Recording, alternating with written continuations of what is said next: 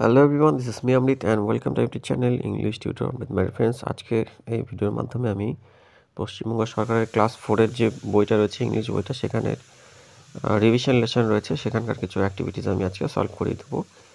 তো রিভিশন লেসনে তোমরা দেখতে পাচ্ছ এখানে কিছু এলিফ্যান্ট দেওয়া রয়েছে এবং তাদের বেবিগুলো কী রয়েছে সেই নামগুলো কিন্তু পরপর আমাদেরকে ম্যাচ করতে হবে, ঠিক আছে? তো চলো আজকের এই ভিডিওটা শুরু করা যাক। কিন্তু ভিডিওটা শুরু করার আগে তোমরা যারা চ্যানেলটা সাবস্ক্রাইব করোনি তারা অবশ্যই চ্যানেলটাকে সাবস্ক্রাইব করে নেবে এবং পাশাপাশি বেলটা অবশ্যই প্রেস করে পরবর্তী নোটিফিকেশন পাওয়ার জন্য। তো চলো আজকে এই ভিডিওটা শুরু করা যাক। দেখো এখানে প্রথমে রয়েছে কি ডগ রয়েছে এবং তার বেবি দেওয়া রয়েছে। তো আমরা জানি ডগ হলে কি হয়, সেটা পাপ্পি হয়, ঠিক আছে? এবং তারপরে দেওয়া রয়েছে কি এলিফ্যান্ট, এবং এলিফ্যান্টের যেটা বেবি সেটা কিন্তু কাফ হবে, CALF। এই ক্ষেত্রে কিন্তু আমরা এলের উচ্চারণটা করবো না, ঠিক আছে? নেক্সট দেখো ডিয়ার, ডিয়ার এবং তার বেবি দেওয়া রয়েছে, সেটা কিন্তু ফাউন হবে। এবং টাইগার দেওয়া রয়েছে এবং সেটার কিন্তু টাইগার হলে আমরা জানি কি কাব হবে, ঠিক আছে? টাইগারের যে বেবি সেটাকে কিন্তু কাব বলা হয়, ঠিক আছে? দেখো এখানে অ্যাক্টিভিটি 2 দেওয়া রয়েছে, look at the pictures of the insects. এখানে কিছু ইনসেক্টস দেওয়া রয়েছে। ইনসেক্টস মানে হলো গিয়ে পতঙ্গ, তাদের ছবি দেওয়া রয়েছে। Can you identify them? তুমি কি তাদের শনাক্ত করতে পারবে বা বুঝতে পারবে? Arrange the letters in the right order. অর্থাৎ এখানে কিছু লেটারগুলো দেওয়া রয়েছে, সেই ইনসেক্টের নামগুলো এলোমেলো করে দেওয়া রয়েছে, সেগুলো কিন্তু আমাদের সাজিয়ে লিখতে হবে, ঠিক আছে? দেখো প্রথমে আমরা দেখতে পাচ্ছি এখানে কিন্তু মাছি দেওয়া রয়েছে এবং সেটা এলোমেলো করে কি LYF, এটাকে সাজিয়ে লিখলে কী হবে? ফ্লাই, FLY হবে। ফ্লাই মানে মাছি, ঠিক আছে? নেক্সট দেখো PASW, ঠিক আছে? তো এটা কিসের ছবি আমরা দেখতে পাচ্ছি?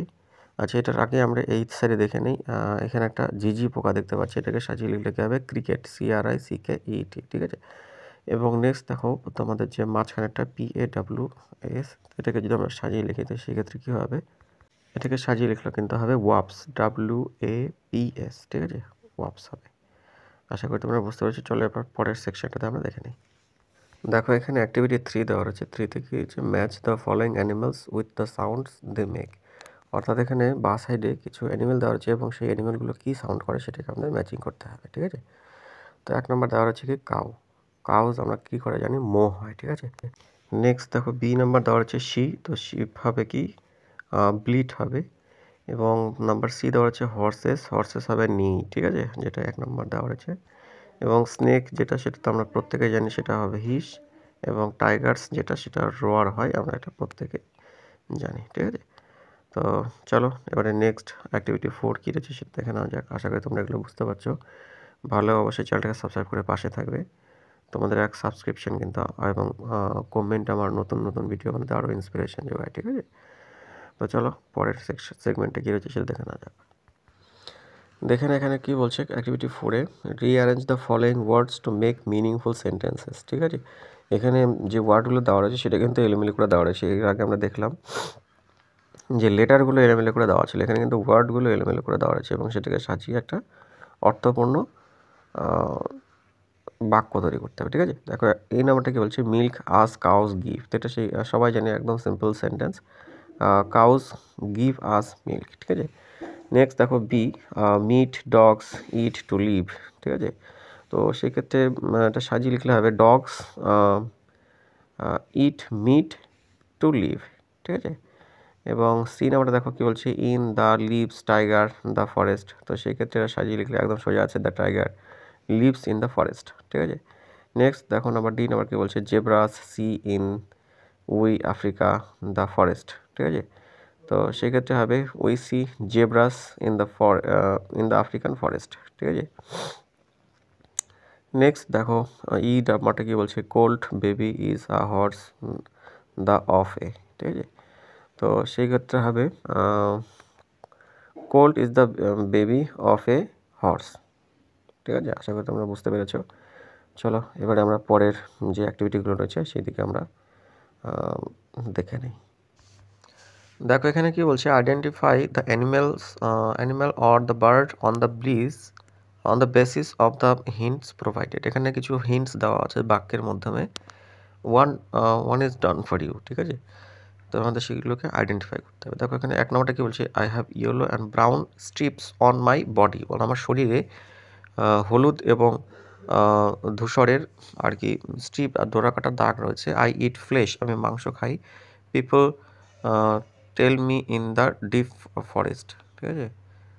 People find me in the deep forest, মানে ঘন জঙ্গলের মধ্যে আমাকে পায়। তাহলে হু আই এম, তাহলে আমি কে? এটাকে তো উত্তর হবে টাইগার, ঠিক আছে? কারণ টাইগারের আমরা জানি শরীরে কী থাকে, হলুদ এবং কালো বা ব্রাউন কালারের কিন্তু স্ট্রিপ থাকে, ডোরাকাটা দাগ থাকে। তো সেইভাবে আমাদেরকে বাকি যে সেন্টেন্সগুলো রয়েছে সেগুলোকে আমাদেরকে আইডেন্টিফাই করতে হবে যে কাকে ইন্ডিকেশন করছে, ঠিক আছে? তো দেখে নিই আমরা পরেরটা কী রয়েছে। দেখো বি নাম্বারটা বলছে I am the king of the animals, বলতে আমি যত পশু রয়েছে তাদের হলো রাজা। আই হ্যাভ এ মেন, আমার মেন রয়েছে। মেন বলতে ঘাড়ের ওখানে যে চুলগুলো থাকে সেগুলোকে মেন বলে। আই রোয়ার, আমি গর্জন করি। হু আই এম, তাহলে আমি কে? তো এটা অবশ্যই জানি যে জঙ্গলের রাজা কে? লায়ন হবে, তাই না? তো এটা আনসার হবে লায়ন, ঠিক আছে? নেক্সট দেখো সি নাম্বার বলছে কি আই ইট গ্রাস, আমি ঘাস খাই। আই গিভ মিল্ক, আমি দুধ দেই। আই ব্লিট, আমি ব্লিট করে আওয়াজ করি। তাহলে হু আই এম, আমরা অলরেডি দেখেছি ব্লিটটা এর আগে যে ম্যাচিং ছিল, সেখানে কি ছিল, এটা হবে শিপ। শিপ মানে কি? ভেড়া। ভেড়া কিন্তু দুধ দেয়, বা ছাগলও হতে পারে, গট, তারা কিন্তু দুধ দেয়, ঘাস খায় এবং ব্লিট করে, ঠিক আছে? নেক্সট দেখো ডি নাম্বারটা কি বলছে। দেখো বলছে I came out in the dark, আমি অন্ধকারে বের হই। আই ক্যান ফ্লাই, আমি উঠতে পারি। উঠতে পারি মানে কি? এটা বার্ড কিন্তু হবে, ঠিক আছে? আই হুড, মানে আমি যেটা আওয়াজ করি সেটাকে হুড বলে। তাহলে কী হবে? হু আই এম, তাহলে আমি কি? এটা কিন্তু আউল হবে, হ্যাঁ। আউলের যেটা ডাক সেটাকে আমরা হুড বলে থাকি, এবং এটা উঠতে পারে এবং রাত্রিবেলা বেরোয়। দেখো এখানে ই নাম্বারটা কি বলছে I eat meat. I wag my tail, বলছে আমি মাংস খাই, আমি আমার লেজটাকে নাড়াই। My baby is called puppy, puppy দেখে বুঝতে পারছো এটা কী হবে? ডগ হবে। হু আই এম, তাহলে এটা আনসার হবে ডগ, ঠিক আছে? নেক্সট দেখো কি বলছে F number I have a huge body, আমার শরীরটা বিশাল আকৃতির। I also have a trunk, আমার একটি সুর আছে। ট্রাঙ্ক মানে হলো সুর। মাই ক্রাই ইজ কল্ড ট্রাম্পেট, আমি যখন কান্না করি সেটাকে ট্রাম্পেট বলা হয়। তাহলে হু অ্যাম আই, তাহলে আমি কি? বিশাল শরীর এবং আরেকটা তার কি আছে? ট্রাঙ্ক আছে। ট্রাঙ্ক মানে কি? সুর। তো এটা দেখে বুঝতে পারছি কি এটা আনসার হবে এলিফ্যান্ট, ঠিক আছে? নেক্সট দেখো কি বলছে I have waved fit. Waved fit মানে হলো কি তোমার, আচ্ছা এটা আমি পরে বলছি, বাকিগুলো দেখে নাও। আই লে এগস, আমি ডিম পারি। আই ইট ওয়াটার প্ল্যান্টস, আমি জলে যে সমস্ত আর কি প্ল্যান্টস হয়, গাছ হয়, সেগুলোকে আমি খাই। তাহলে আমি কি? ঠিক আছে, এখানে ওয়েবড ফিট বলতে যে সমস্ত প্রাণীদের আর কি আঙুলগুলো মাংস দিয়ে জোড়া লাগানো থাকে, ঠিক আছে? এটা 19-এর বইটাতে লেখা থাকে, মূলত চতুষ্পদীর বা কি এই জাতীয় কিছু একটা শব্দ বলে। যেমন হাঁসের কিন্তু দেখতে পাবে ওরা জলের মধ্যে সাঁতার কাটতে ওই ওদের আঙুলগুলো কিন্তু একটা চামড়া দিয়ে জোড়া লাগানো থাকে, ঠিক আছে? আমি ঠিক সঠিক বলতে পারলাম না ওটাকে কি চতুষ্পদী প্রাণী বা কিছু একটা বলে। ওদের আঙুলগুলো আর কি মাংস দিয়ে জোড়া লাগানো থাকে যাতে তারা সাঁতার কাটতে পারে, ঠিক আছে? এবং তারা জলে থাকে এবং জলের যে প্ল্যান্টগুলো আছে তারা সেগুলোই খায়। তো এখানে আনসারটা হবে কিন্তু গুজ হবে, ডাক হবে, এই জাতীয় কিন্তু পাখিদের উত্তর হবে, ঠিক আছে?